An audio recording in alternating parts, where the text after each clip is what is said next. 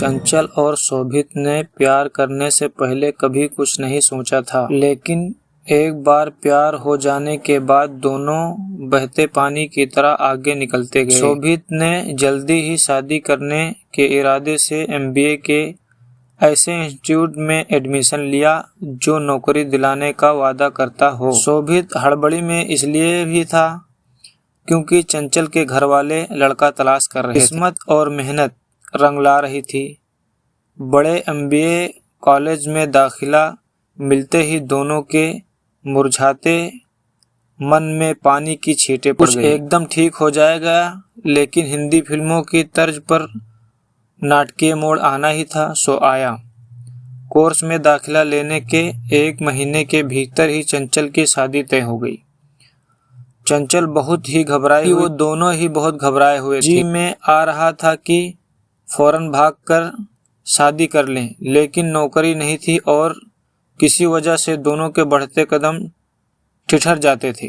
शोभित बार बार चंचल और खुद को समझाता रहा कि जो भी होगा अच्छा होगा, दोनों की बात अपने अपने घरों में करें, लेकिन हर बार की कोशिश जाति, उम्र, हैसियत, बेरोजगारी जैसी जगहों पर की भेंट चढ़ जाती। वक्त बहुत तेजी से हाथ से निकल रहा था। शोभित ने MBA की पढ़ाई और कोर्स छोड़कर कॉल सेंटर में नौकरी करने की सोची। किन प्यार के रास्तों पर पहले चल चुके अनुभवी लोगों ने उससे होने वाले नुकसान और इतना बड़ा करके बताया कि दोनों इस रास्ते पर कभी ना। दोनों ने प्यार तो कर लिया, लेकिन उसके आगे की बातें नहीं सोची थी। यही वजह थी कि प्यार के सफर में निकल जाने के बाद शादी की बात आ रही तो कभी चंचल को अपने भाई बहन की शादी का डर सता रहा था, तो कभी शोभित को परिवार की इज्जत और भविष्य की चिंताओं का काला खौफ। निराश होकर शोभित ने नास्तिक और वास्तविकता की ओर कदम बढ़ा दिए। शादी तय होने से लेकर शादी के दिन तक लड़के का फोन नंबर और पता फेसबुक से निकालकर कोशिश भी नाकाम रही थी। इसकी शादी वाला पूरा दिन शोभित ने मंदिर में ही बिताया। कुछ उम्मीदें शायद अभी की थी, हालांकि सूरज ढलने के बाद उनमें भी तेजी से कमी आ रही थी।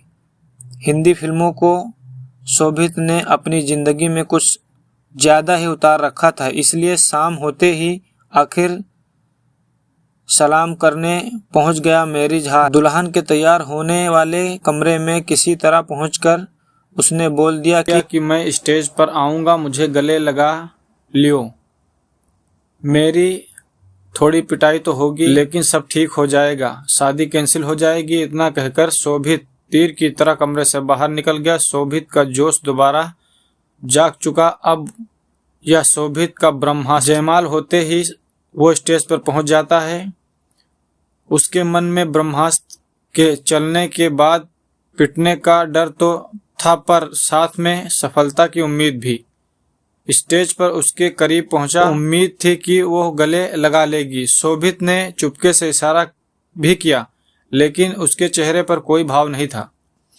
पर कुछ मिनट रुकने के बाद फोटोग्राफर ने शोभित से कहा, भैया अब उतर जाओ भी जाओ। एक झटके में शोभित अपनी सपनीली दुनिया से हकीकत में आ चंचल किसी दूसरे की जिंदगी बन चुकी थी। लौटने के बाद एक टक पत्थर सी आंख लिए शोभित रियल लाइफ से निकलकर अपनी जिंदगी फिल्म रिवाइंड होते हुए देख रहा था। बस शोभित का साथ देने के लिए चंचल नहीं थी, उसके नमकीन मैले आंसू और यादें